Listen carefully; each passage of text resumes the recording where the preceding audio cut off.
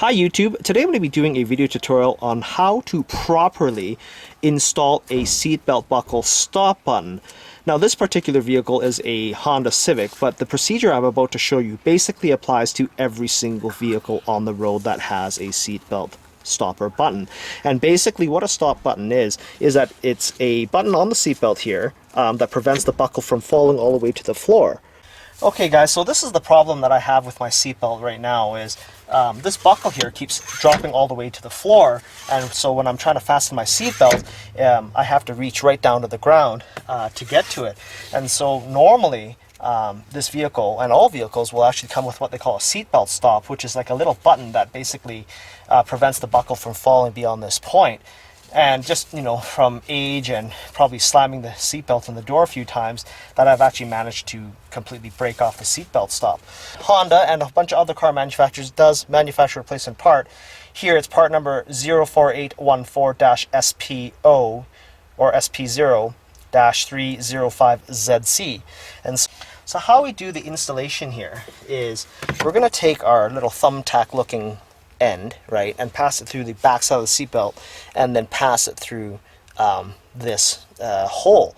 Now how the seatbelt's supposed to sit is that it basically gets sandwiched in between this thumbtack and this pass-through piece, and then it sort of secures it in this manner. And then, you know, contrary to popular belief, to secure this end, some people have said, oh, just use a penny and a set of channel locks and squish it down as hard as you can. And basically that's supposed to flatten this plastic pointed piece to prevent these two halves from separating. And that's actually incorrect on how to install them.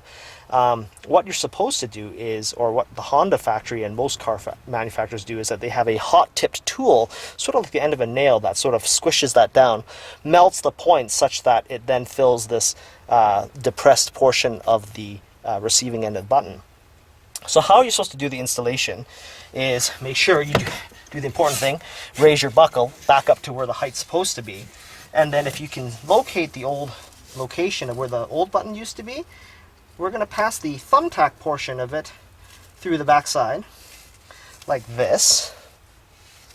And then conversely, we're going to then push the receiving end through like that. Now, one service tip here, guys, is if the seatbelt keeps wanting to retract back in, you can always just kind of wrap around the headrest and sandwich the headrest down, and that prevents it from continually pulling the seatbelt up and letting the buckle fall into its way. Now, the other thing, too, is that before we actually do any securing, make sure your seatbelt isn't all twisted and making sure that the buckle is in the right position, in the resting position. How we're going to secure this is that, again, contrary to popular belief of what other people have done online, and even the technicians at the dealership, you don't use a set of pliers and a penny to go and squish this little plastic point through. All the stuff is made from is ABS plastic, and so what you actually have to do is mimic what the factory does when it comes to securing this piece. You're basically melting this point down such that it flattens out, sort of like the head of a nail here. And so that's exactly what I've got here in this pair of vice grips, is a tightly gripped nail, right? Like one that you use to hang picture frames with.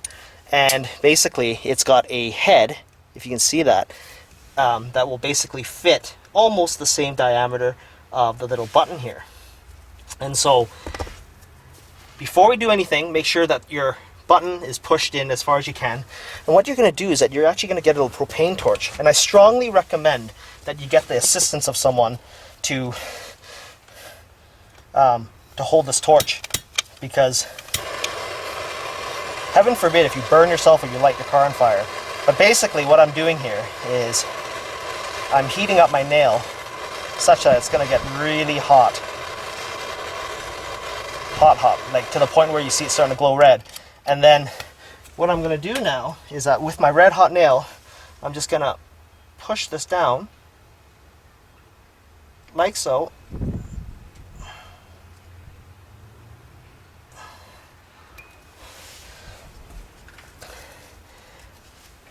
Until the head of the button is flattened.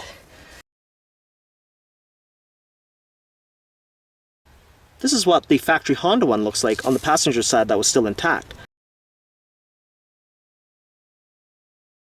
And you can see here, the results look very professional. And in fact, this button doesn't even turn anymore because it's secured nice and tight.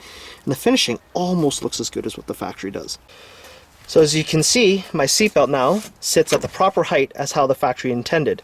I hope you found this video useful and informative. Rate, comment, and subscribe.